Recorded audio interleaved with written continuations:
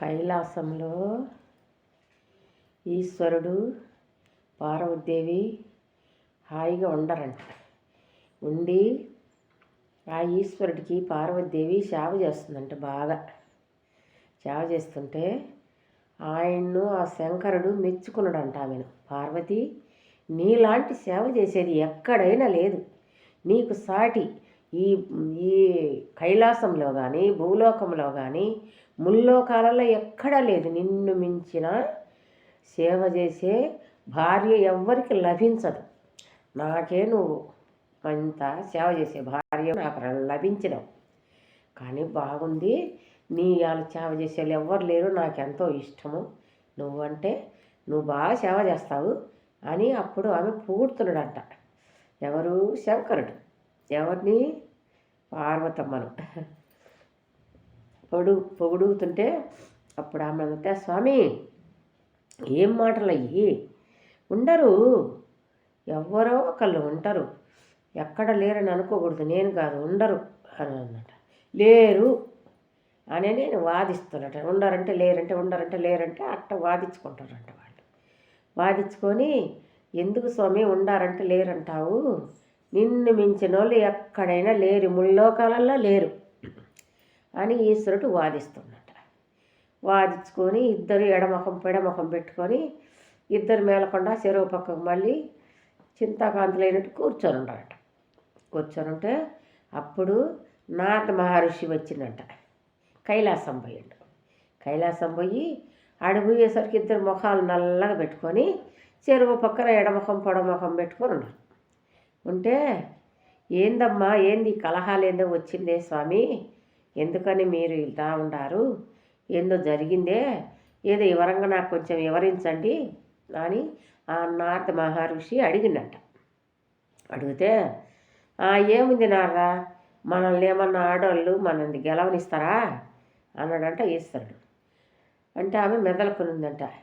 ఏంది స్వామి, అసలు ఏంది విషయం, ఏంది చెప్పండి అని నారద మహర్షి అడిగిందంట. ఏం లేదు నారదా, ఎవరైనా ముల్లోకాలలో పార్వతిలాగా సేవ చేసే భార్య ఎవరికి ఉందో చెప్పమను, ఉండాదంట, అది నేను లేదంటే ఉండకూడదు కూడా అని అన్నాడంట. అయ్యయ్యో అదేంటి స్వామి, ఉండకూడదనట్ట, ఉండొచ్చునేమో, అయ్యో నారదా నువ్వు కూడా అట్టే చెప్తుండవు, ఎక్కడ లేదు, ఉండకూడదు, ఉండకూడదు అని అన్నాడంట.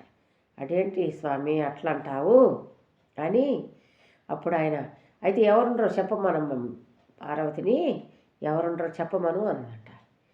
ఆయనే చెప్పమన్నారట. అంటే నేను లేడంటున్నా కదా, నేనేం చెప్పాను, నువ్వే చెప్పానడంట. అప్పుడు ఉండారు నారద, మరి ధర్మపురిలో సత్యధర్ముడనే భార్య సత్యవతి, కొడుకు పరిభూషణుడు, ఆ సత్యవతి అనే ఆ తల్లి ఉండాది అని అప్పుడు ఆమె చెప్పిందంట.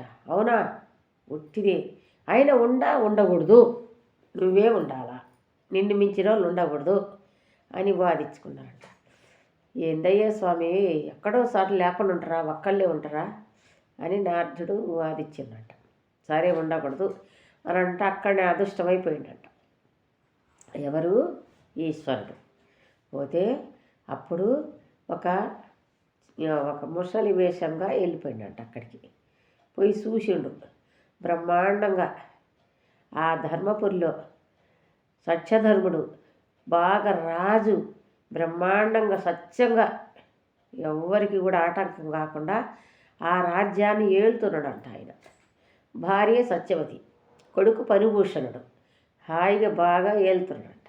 ఏలుతుంటే పొయ్యి ఈయన ఆ భర్తకు సేవలు చేసుకోవటము, ఆ కొడుకుని చూసుకోవటము, ఆ రాజ్యమంతా సుభిక్షంగా ఉండేటట్టు చూసుకోవటము, అట్లా వాళ్ళు జీవనాధారం చేస్తారంట. బాగా మంచి పేరుగా ఉంటే అప్పుడు ఈయన పోయి, అమ్మ నాకు భోజనం పెట్టమ్మా అని అడిగిండంట. అడిగితే వాళ్ళు అతిథులకు అన్నం పెట్టండి తినారంట. ఆహా, ఇవాళ అట్లా వచ్చినాడు ఎవరు ఒక మహానుభావుడు, రానాయన పెడతాను, వండాలి, ఇంకా మేము భోంచేయలేదు, నీకు కూడా వడ్డం చేస్తాను రమ్మనట. అంటే అమ్మ నేను అట్ట తినను, నాకు ఒక మాట ఇస్తే కానీ నేను తినను అన్నాడంట. ఏంటి స్వామి, ఏం మాట, ఏం కావాలనో అడుగు అన్నదంట. ఏమీ లేదమ్మా, నాకు 3 వరాలు నేను కోరుకుంటా, నా 3 వరాలు ఇస్తాను అని నేను మాట ఇస్తే నేను భోంచేస్తా, లేకపోతే నేను భోంచేయను అని అప్పుడు అడిగిండట. అలాగేనయ్యా, నువ్వేమడిగినా నేను ఇస్తాను అని అన్నదట. భోంచేసినట. భోంచేసిన తర్వాత కాసేపు శ్రద్ధ తీసుకొని, అమ్మా నేను వరాలు అడుగుతాను అనంట. అడుగు నాయనా అన్నదట. అంటే ఈ సత్యధర్ముణ్ణి నా కూతురు ఉండాలి, నా కూతురు సేవకు పంపించాలా అని అడిగిండట. అయ్యో ఏంటయ్యా, నా భర్త రాజ్యమేలే రాజే, ఈ రాజ్యాన్ని వెళ్ళే పరిపాలన చేసే రాజేంది, నీ కూతురు సేవ చేయటం ఏంది, ఎవరన్నా చూస్తే నవ్విపోతారు నాయన, ఇది మంచి కోరిక కాదు, ఇంకా ఏమన్నా కోరుకో అందంట. అయితే మాట తప్పుతావమ్మా, నేను కోరుకుంటానని నువ్వు ఇస్తానన్నావు, నాకు ఇష్టపడ్డది నేను కోరుకున్నా, నువ్వు ఇవ్వాలి అని అన్నాడట. అనేక అప్పుడు ఆయన సత్యధర్ముడు విని, సత్యవతి ఆయన కోరిక మనం తీరవాలా, ఆయన ముని కుమారులకు కుమార్తెకు సేవ చేసే కంటే అంతకంటే నాకు ఏం భాగ్యం కావాలా, నేను సేవకు పోతాలే, నువ్వేం మాట తప్పొద్దు అన్నాడట. ఆమె ఇంకా పానం నొచ్చుకొని సరేలేమ్మని, సరే పోదాం రమ్మని ఈయన తీసుకొని పోయిండంట. ఈ సత్యధర్ముడిని తీసుకొని పోయి ఆడ ఒక భవనం గాయించి, ఆ భవనంలో కూతుర్ని పెట్టి ఆమెకు సేవకు పెట్టి వెళ్ళిపోయింది అనమాట.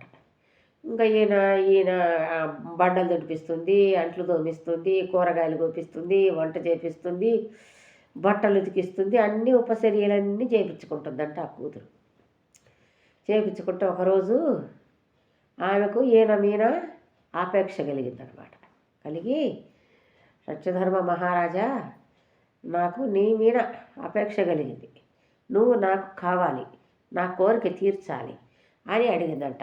చిచ్చి ఏం కోరికమ్మా, నువ్వు ఇన్ని పనులు చేస్తే నేను చేస్తున్నా, కానీ నాకు భార్య ఉంది, నాకు ఒక కొడుకు ఉండడు, నేను అట్టాటి పని నేను ఒప్పుకోను అని ఎంత ఆమె బతిమలాడుకున్నా కూడా ఈయన ఒప్పుకోపోయేసరికి ఈమె ఏం చేసిందంటే, నన్ను బలత్కారం చేసిండు అని ఈ జాకెట్ చింపుకొని నెత్తి లాక్కొని అప్పుడు ఈశ్వరుని ప్రార్థించారు. ఆయన వచ్చినట్ట. ఏందమ్మా నన్ను పిలిచిన కారణం ఏం తల్లి, ఎందుకు పిలిచినావు అన్నట. నాన్నగారు నువ్వేం చేసిపోయినావు, ఈ దుర్మార్గుడు నన్ను ఏం చేసిండో చూడు, నన్ను బలత్కారం చేసి నన్ను ఈ పని చేసినాడు, మరి ఏమి శిక్ష చేయాలో వేయనుందట. వినకపోయేసరికి అటు చెప్పిందట. నా కూతురు కన్యగా ఉంది, కన్యను నువ్వు ఈ పని చేస్తావా, నీకు ఇది ధర్మమేనా, మీ రాజ్యానికే పోదాం, మీ కొలువులోనే ఏం తీర్పిస్తారు పోయి అడుగుదాంరా అనేది అప్పుడు తీసుకుపోయినట్ట వాళ్ళ రాజ్యానికి. తీసుకుపోయి అప్పుడు ఆడ రాజులు మంత్రులు అంతా ఉండరు కదా, అప్పుడు ఆ సభలో చెప్తున్నట్ట. ఇది నాయన అంటే ఏం లేదు, నేను నా కూతురు సేవ